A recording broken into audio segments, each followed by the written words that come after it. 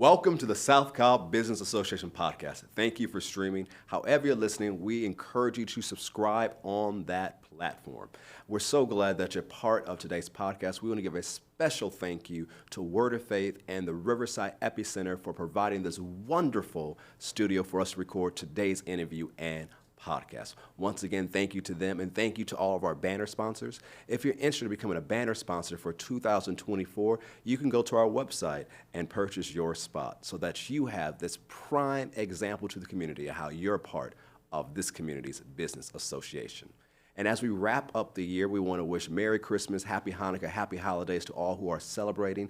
As we enter this time of celebration and self-reflection, I thought it was really good to have both Dr. Boyd and Dr. Block back with us to talk to us about it. One of the things that Dr. Block likes to champion and say is the business of SCBA is your business. And so it's just not just a few people's business, it's the business of the entire community. So guys, thank you for being a part. Thank you for coming back. How would you recommend people to analyze how their business did this past year so they're prepared for the next year? What would you guys recommend? If I might, there are two things that a lot of businesses, small businesses especially, do not do. And that is to go and review their business plans. It's a great time to go back and review what your mission statement was and what your plans were. At the same time, take a look at your marketing and your marketing budget. You put a certain figure in that, and obviously social media has changed, especially with the advent of AI now.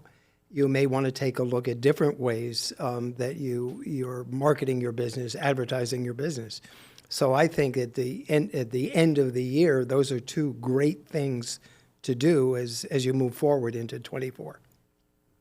Excellent, and very much like what Dr. Block shared, one of the things I like to do with our team is long about October, toward the end of October, with our entire staff, we do what we call an epic assessment, right? It's like the state of the epicenter, where we really talk about the things that worked well this past year, the things that didn't work too well, and the things that we want to start doing going forward. It's like a stop, start, continue. The things that we want to start going forward into the new year, the things that we didn't do well, again, that we want to stop, and the things that worked well for us that we want to continue. So we do that stop, start, continue with the entire team, but also we vision cast, right? We talk about a theme for the new year and all that sort of thing. But then also even beyond that with our leadership team, normally like to do a retreat with our leadership team long about toward the end of November. And again, it's more vision casting, right? And it is a more in-depth stop, start, continue, but we're talking about, again, the themes for the new year. What do we want to give emphasis to? For example, in 2023, our main focus was making sure that our leaders had a sense of entrepreneurism, right? I teach a course at Upper Iowa University called Social Entrepreneurism. And in that, we talk about a feature called entrepreneurism, basically making your department like your own business, thinking about it like your own business, where you truly are the entrepreneur, the chief cook and bottle washer, right, for your department. And so we talk about owning our work.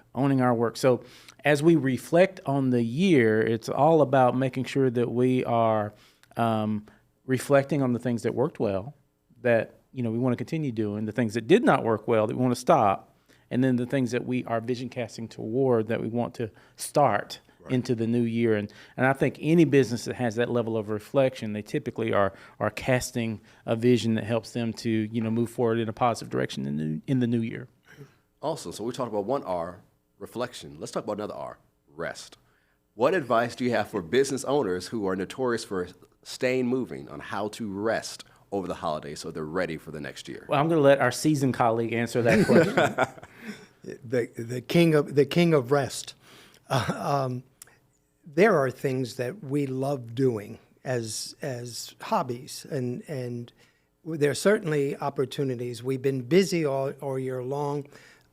We have families, and we have, in my case, I have great-grandchildren. I have a great-grandchild, but I also have grandchildren, 5 of them. It's taking the time, especially during holiday time, even before holiday time, to spend more time, to have really quality time with your family, quality time with the people that you work with, taking them out for dinner, or taking them out to some event it also brings in the camaraderie. It continues with addressing those things in a more fun environment, not such a go type of environment that you're doing all year long. So I'd say, trying to find fun things to do.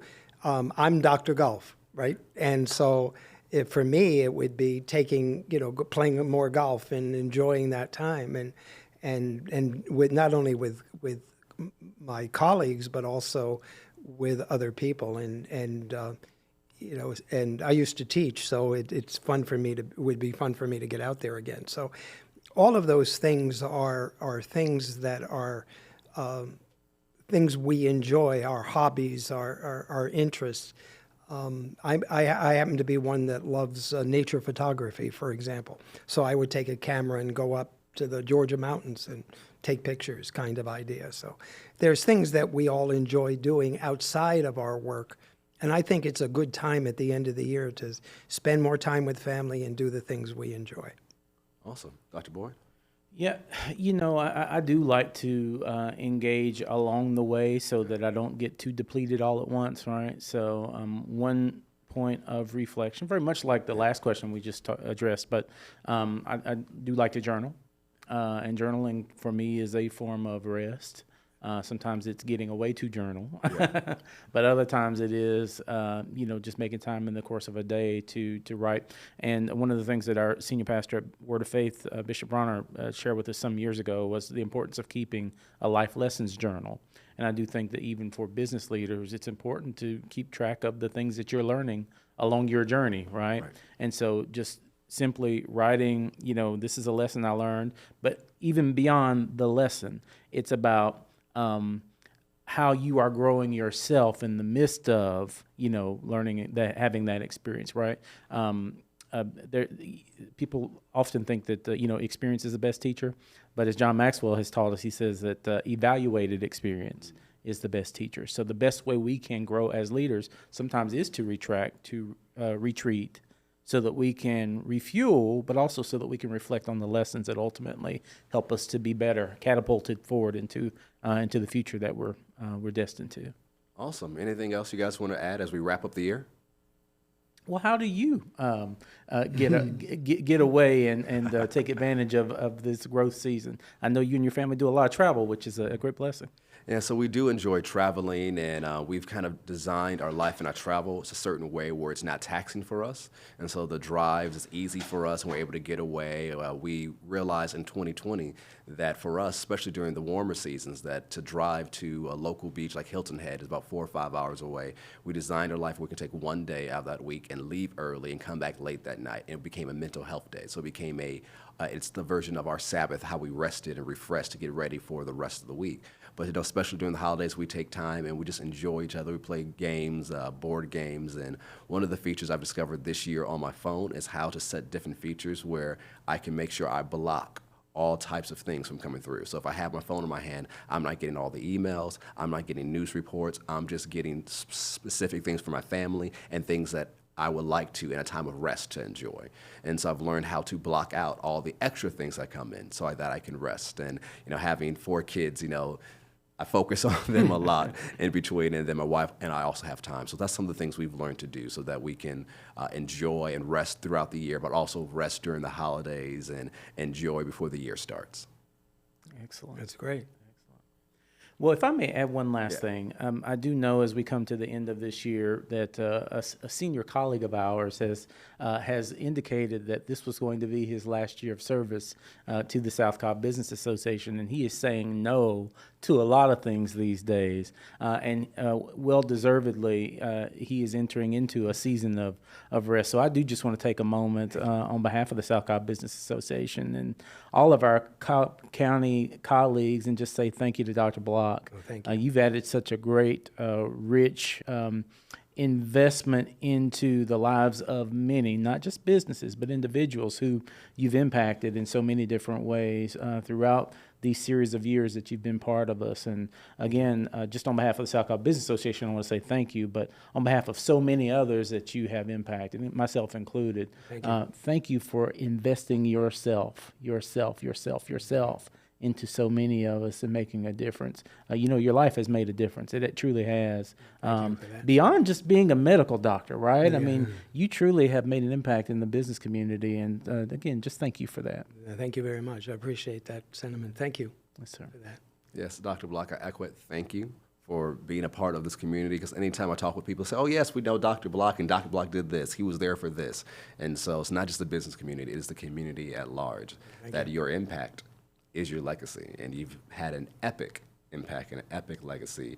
And we know that you'll be resting more next year, but you'll still be there, still be involved. And I know you already promised to help me with the public safety appreciation for next year, and I'm greatly appreciative of your help. And so thank you for everything you've done, Dr. Block. Well, thank you for that.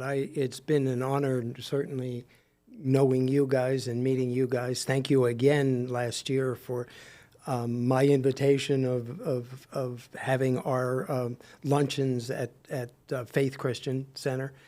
Thank you for that. That was wonderful when you said yes.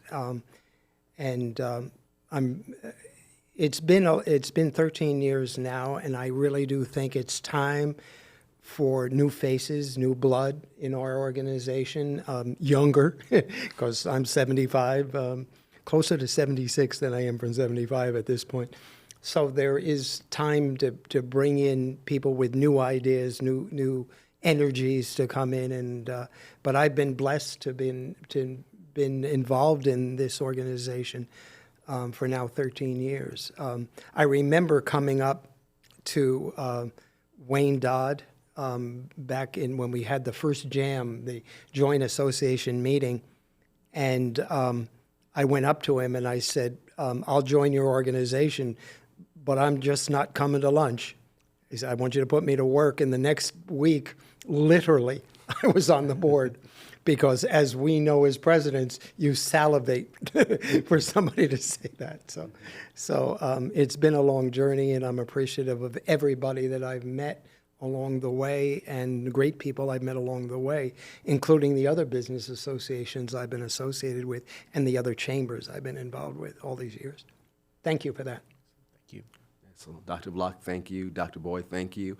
And thank you to our banner sponsors. Thank you to Sweetwater Mission. Thank you to Georgia Power, Westside Bank, Wellstar, LGE, Community Credit Union, Spotlight News, Capital City Bank, Mableton Improvement Coalition, and all of our wonderful banner sponsors. If you haven't become a banner sponsor but want to for 2024, go to our website and purchase your spot.